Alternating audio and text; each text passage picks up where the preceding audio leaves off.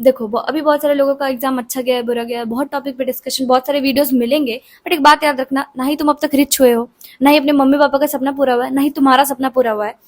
तो चाहे तुम कितना अनलकी हो, कितना अनप्रिविलेज्ड हो, कितना तुम्हारे साथ बुरा हो, हार्डवर्क की सब्सटीट्यूट। तुम चाहे कितना लकी हो अनलकी हो, मैटर नहीं करता। चाहे तुमको प्रिविलेज मिला है, सोर्सेस मिला है या नहीं मिला है, मैटर नहीं करता। अगर तुम हार्ड वर्किंग हो, तुम अचीव कर सकते हो।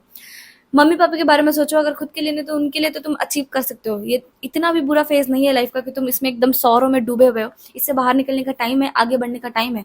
जो लोग बच्चे सोचे हैं ड्रॉप लेने का, प्लीज केपेबल हो, 10th वाला ईयर है, तुमसे हो पाएगा तो करना, ड्रॉप लेना और अपना जी जान लगा देना। क्योंकि बार बार ड्रॉप मत लो यार।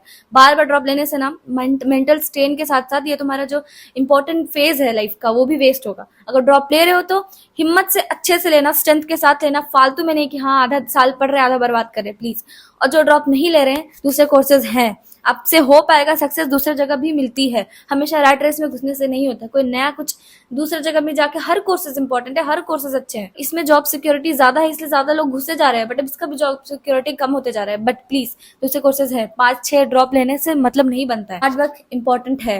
अभी भी तुम ऐसे नहीं सोच सकते मेरी किस्मत खराब है। किस्मत को हराना है तो हार्डवर्क करना पड़ेगा। तो वीडियो स्टार्ट करते हैं। हम इस वीडियो में बात करेंगे नीट 2026 के रोड मैप का, कि करना क्या है अब। क्योंकि इस बार का तो पेपर तुम लोगों ने देख लिया कितना टफ आया था, like literally lengthy plus tough plus multiple concept सब कुछ आए थे। तो अब इस बार नॉर्मल प्रिपरेशन से तो नहीं होगा कि हाँ हम कोई भी एनसीईआरटी पढ़ ले रहे हैं, क्वेश्चंस बना ले रहे हैं, पीवाईक्यू कर ले रहे हैं, वन शॉट्स देख के सिलेक्शन हो जाएगा। नहीं, अब ऐसा नहीं होने वाला है। तो इस वीडियो में बात करेंगे हम सब्जेक्ट वाइज स्पेशल अप्रोच, कि हम क्या एक्स्ट्रा करना है, क्या हमको स्पेशल चीज करना है कि अगर कोई भी पेपर दे एनटीए, कितना भी टफ पेपर बनाए एनटीए, और टाइम मैनेजमेंट हमारा इतना स्ट्रांग हो कि हम पेपर टाइम पे कंप्लीट कर पाए एक्यूरेसी के साथ।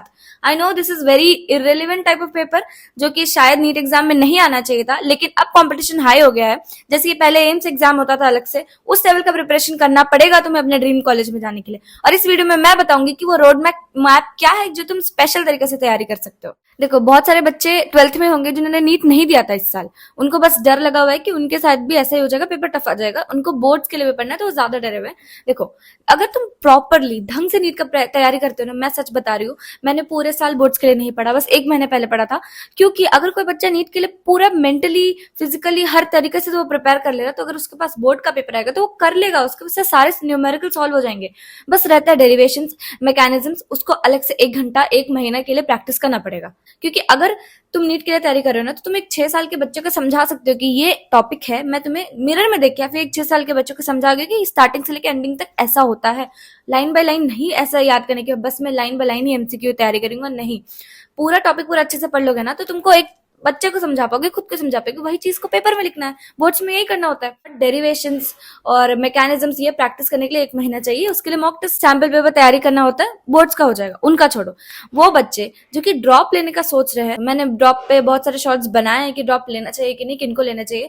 जिनका बिल्कुल प्रिपरेशन नहीं हुआ था इस बार, जिनका फर्स्ट अटेम्प्ट था, उनको ड्रॉप तो पक्का लेना चाहिए, खुद को एक चांस देना चाहिए। जिनका 2nd, 3rd, 4th, 5th attempt था, 2nd अटेम्प्ट वाले यू कैन टेक चांस। अपने पेरेंट्स से डिस्कस करो और बोलो कि तुम कर सकते हो कि नहीं। अगर तुमको मन में है कि मुझे डॉक्टर ही बनना है, दूसरे कोर्स में नहीं जाना, तो तुम कर सकते हो ड्रॉप, नो इश्यू, तुम खुद पे विश्वास रख के कर सकते हो। लेकिन 3rd, 4th, 5th अटेम्प्ट वाले मत लो ड्रॉप, या तो पार्शियल ड्रॉप लो या तो ड्रॉप मत लो। बहुत सारे कैरियर ऑप्शंस है, तभी नीट 2026 का तैयारी करना शुरू करो।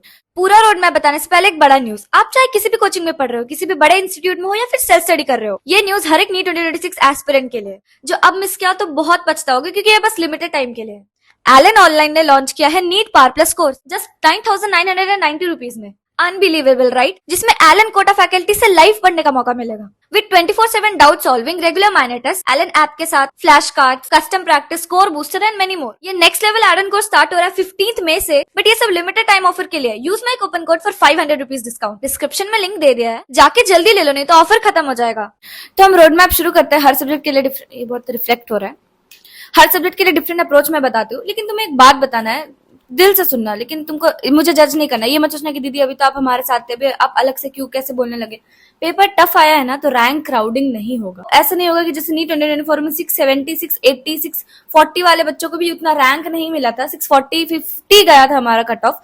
तो इस साल वैसा नहीं होने वाला है। जो डिजर्विंग बच्चे हैं, जिन्होंने पेपर ढंग से सॉल्व किया है, उनका ही सिलेक्शन होगा। जो कि पिछला पैटर्न था ना 2015, 14, 16 का, जिसमें रैंक 580 में रैंकर निकलते थे, 550, 540 कट ऑफ जाता था, वैसा पेपर वापस आ गया। एम्स टाइप का पेपर, एम्स टाइप का एग्जाम वापस आ गया। भले उसका पर्टिकुलरली सेपरेटली एम्स पेपर नहीं हो रहा, बट नीट में ही एम्स टाइप का पेपर आने लगा है।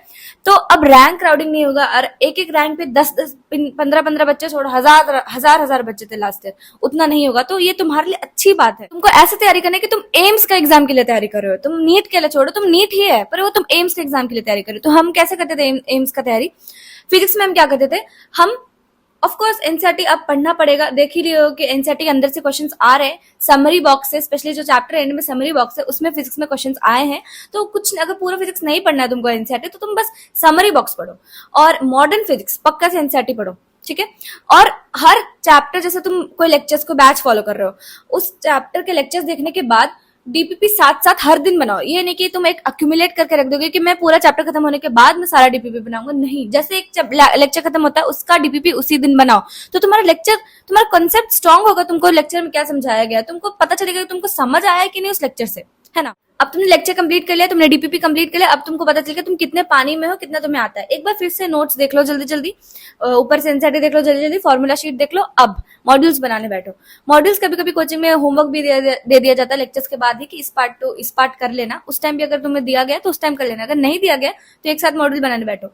एक एक क्वेश्चन इतना कंसेप्चुअली सोचना कि हाँ, अगर ये नीट एग्जाम में आ गया और मेरा दिमाग नहीं चला, मुझे किस किस तरीके से समझना पड़ेगा कि मैं ऐसे करूंगा, इस तरीके से यूज करूंगा तो मुझे उस टाइम एग्जाम में याद आएगा। एक एक क्वेश्चन तुमको ध्यान देना है, हर मॉड्यूल का क्वेश्चन इंपॉर्टेंट है। ये नहीं कि ये इजी है ये हार्ड है तो मैं हार्ड वाला छोड़ देता या फिर इजी वाला छोड़ सकता हूँ, कुछ भी हो सकता है पेपर में। तो तुमको सारे क्वेश्चंस ध्यान से करने होंगे। अब मॉड्यूल के बहुत सारे क्वेश्चन तुमसे नहीं बनेंगे तो तुम अपने आप को आइंस्टाइन मत समझना कि मेरे से एक बार में क्वेश्चन क्यों नहीं बने। 10 बार में भी क्वेश्चन नहीं बनते तो हम डाउट रूम जाते थे, पहले डाउट सॉल्व करते थे, सर ये बता दीजिए, सेम तरह का क्वेश्चन का 10 बार डाउट पूछते थे। तो इसका मतलब ये है कि तुम्हारा भूख होना चाहिए कि तुम कितना एफिशिएंटली उस मॉड्यूल को कंप्लीट करना चाहते हो, तुम्हारा भूख होना चाहिए। जैसे मॉड्यूल कंप्लीट हो गया, पीवाईक्यू लगा लो। आई अश्योर यू कि अगर तुमने ढंग से मॉड्यूल कंप्लीट किया, हर दूसरे क्वेश्चन में डाउट आएगा, हर दूसरा क्वेश्चन तुमसे नहीं बनेगा। ट्रॉमा होगा कि मैंने तो अच्छे से लेक्चर्स किया था, डीपीपी किया था, क्यों नहीं बन रहा, फिर डाउट रूम जाओगे। सब कुछ चक्कर लगाते लगाते जब कॉन्सेप्ट क्लियर होगा ना तुम्हारा, जब तुम पीवाईक्यू देखोगे तो तुमको इतना ईजी लगेगा। आई नो पीवाईक्यू इररिलेवेंट तुम लोग समझोगे, प्रीवियस ईयर में तो इतना हार्ड आया नहीं, बट प्लीज पीवाईक्यू करना है, क्या पता next year same pattern repeat हो जाए। इस ईयर के लिए हार्ड रखा गया था, तो हमको हर वे में हर तरफ से अपना कैनॉन्स तैयार रखना पड़ेगा। तो फिजिक्स में तुमने लेक्चर्स किया, मॉड्यूल्स किया, पीवाईक्यू किया अच्छे से। और हाँ, एक बात मुझे एक्स्ट्रा बोलना था। आई नो ये थोड़ा लगेगा कि बहुत ज्यादा ही हो रहा है, बट प्लीज अगर तुम्हारे पास है अफोर्डेबिलिटी तो डीसी पांडे खरीद लेना, नीट वर्जन या फिर जेई मेंस वर्जन भी चलेगा। डीसी पांडे मैंने सॉल्व किया था, बट मैंने तुम लोग को रिकमेंड नहीं किया पिछले वीडियोस में, बिकॉज मुझे लगा नहीं कि नीट का लेवल तो अब नीचे जाता जा रहा है। तो डीसी पांडे जैसे क्वेश्चंस पूछेंगे ऐसा नहीं, but DC Pandey best book है, लाइक बेस्ट नीट के लिए। उसमें जिस क्वेश्चन से कॉन्सेप्चुअली बताया जाता है ना कि अगर तुम सारे क्वेश्चन उसके कर लिए ना, तुम्हारा जो तैयारी होगा, माय गॉड सच में HC Verma I will not recommend, because वो बहुत लंबे लंबे क्वेश्चन है जो कि नहीं आएंगे कभी एडवांस लेवल के। बट डीसी पांडे नीट का या फिर मेन्स का पक्का से कर लेना, तो तुम्हारा प्रिपरेशन 100% हो जाएगा। उसके बाहर से तो शायद ही नहीं पूछेगा, उसके बाद से तो पूछ ही नहीं सकते नीट में। लेवल 1, लेवल 2, लेवल 3, हार्ड से इजी, इजी से हार्ड, सब कुछ लेवल है डीसी पांडे में, तो तुम उसको सॉल्व कर सकते हो। केमिस्ट्री और बायो को मुझे अलग से वीडियो बनाना है बिकॉज ये बहुत लंबा हो जाएगा, बट मैं एक शॉर्टली बता दे रही हूँ कि बायो में एनसीईआरटी को ही स्टिक रहना, क्योंकि सेम एनसीईआरटी से ही क्वेश्चन आते, कुछ बाहर से नहीं आए थे। बस इसमें तुमको क्या करना है ना कि अगर तुम्हारा बायो का तुमको टाइम बचाना सीखना है, तुमको इतना ज्यादा क्वेश्चन प्रैक्टिस करना है कि तुम स्पीड में स्टेटमेंट्स पढ़ पाओ, क्योंकि अब लेंथी क्वेश्चन आ रहे हैं। मैंने अपना पेपर 40 मिनट्स में सॉल्व किया था एग्जाम हॉल में, बट मेरा होता था 35 मिनट्स में मॉक टेस्ट में। तुम लोग को 1 आवर 15 मिनट्स लग गया, यानी कि तुम लेंथी क्वेश्चन भी प्रैक्टिस करोगे ना तो तुमको 45 मिनट्स में कंप्लीट करने का ये प्रैक्टिस करना है। सोर्स सेम रहेगा, पीवाईक्यू, एनसीईआरटी, नोट्स, लेक्चर्स सब सेम रहेगा। बायो में कुछ नया नहीं, क्योंकि बाहर से कुछ नहीं आया है। लेकिन हाँ, फ्रॉग वो सब चैप्टर्स तुम इस साल पढ़ लेना, लेकिन सोर्स सेम रहेगा। तुम्हारा अप्रोच डिफरेंट होना चाहिए। तुम्हारा बहुत सारे स्टेटमेंट टाइप क्वेश्चंस तुमको प्रैक्टिस करना होगा। असर्शन रीजंस का बुक खरीद लो, वो तुम्हें कहीं ऑनलाइन मिल जाता है, या फिर मैं प्रोवाइड करवा दूंगी, लिंक दे दूंगी नेक्स्ट वीडियोस में। बट असर्शन रीजंस बनाना है, स्टेटमेंट बेस्ड क्वेश्चंस बनाना है, अपना टाइम घटाना है। अब आते हैं केमिस्ट्री पे। केमिस्ट्री पे तो अलग से एक लंबा वीडियो बनना चाहिए, क्योंकि बहुत ही बड़ा सब्जेक्ट है, लाइक तीन पार्ट से उसके, तो उसको बताने में ही 10-15 मिनट चल जाएगा। लेकिन फिर भी शॉर्टली बताओ तो इनऑर्गेनिक तुम्हारा mark saver, rank saver, time saver सारा सब्जेक्ट होने वाला है इनऑर्गेनिक, क्योंकि एनसीईआरटी से ही आने वाला है। ना ही इस बार बाहर से आया, ना ही अब कब इनऑर्गेनिक में बाहर से आता है। उसको अगर तुम एकदम पक्का रट के कर, देखो भाई रटने वाला ही सब्जेक्ट है, 70% रटने वाले, 30% समझने वाला है, तो तुमको रटना ही पड़ेगा। रट के अगर तुम उसको स्ट्रॉन्ग कर लिया ना, तो तुमको 1 मिनट में 2 क्वेश्चन हो जाएगा, आराम से टाइम बचा सकते हो। तुम्हारे फिजिक्स केमिस्ट्री दूसरे बायो दूसरे सब्जेक्ट्स के लिए। ऑर्गेनिक में मॉड्यूल्स काफी है, मॉड्यूल्स जो कोचिंग के हैं अच्छे से सॉल्व करो कॉन्सेप्चुअली, ऐसे खराब सब्जेक्ट मत फील करो कि अरे ऑर्गेनिक करना है इतना बेकार लगता है, नहीं, एडिक्टिव सब्जेक्ट है, बहुत अच्छा लगेगा। लेक्चर्स, पीवाईक्यू, डीपीपी नोट्स करके मॉड्यूल्स ढंग से सॉल्व करो, हो जाएगा। फिजिकल केमिस्ट्री में यू कैन रिफर टू एनएवएसटी, हायर एडवांस लेवल क्वेश्चन मत करना, बस लेवल 1 लेवल 2 करना, लेवल 2 जेईई मेंस लेवल तक होता है, तब तुम्हारा एनएवएसटी से, और पहले लेक्चर्स, मॉड्यूल्स, पीवाईक्यू, डीपीपी ये करने के बाद ही एनएवएसटी उठाना।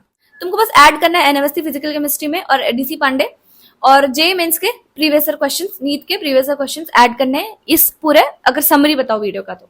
Okay bye, all the best. मैं बायो और केमिस्ट्री के लिए अलग से वीडियो बना दूंगी।